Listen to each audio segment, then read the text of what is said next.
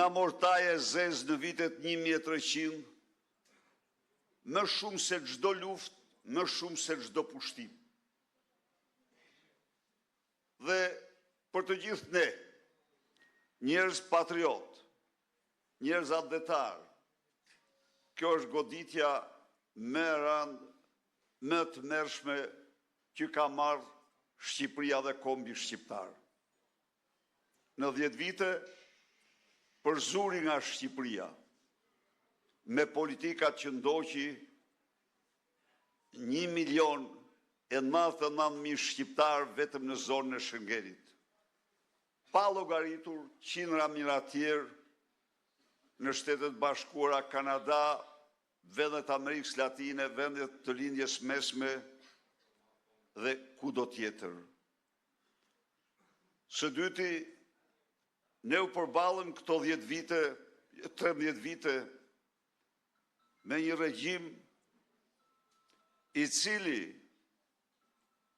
plaçkiti më shumë se çdo regjim tjetër në histori shqiptar.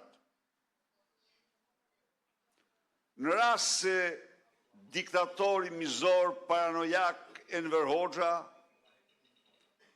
parat dhe djersën e shqiptarëve e shndroi në bunker dhe tunele,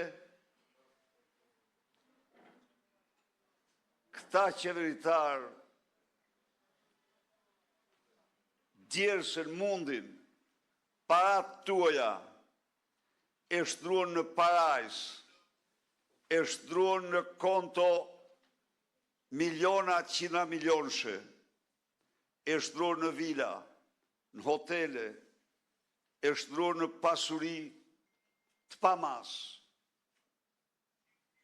Nuk ka regjim më mizor se ai që kaluam në diktaturë, por ju them ju këtu me bindjen më të thellë, me sinqeritetin më të madh, se gjithë byroja politike e Enver Hoxhës në 45 vite nuk ka vjedhur të marrë së bashku sa që kanë vjedhur 3 drejtorët e Bashkisë Tiranës, ndër të tjera ndërtojnë hotelin 20 katësh në plazh që shkon të paktën 70 milion euro. Ja u dhash këtë shembull për të realizuar se çfarë regjimi ishte ky regjim. U përballët 13 vite me një regjim që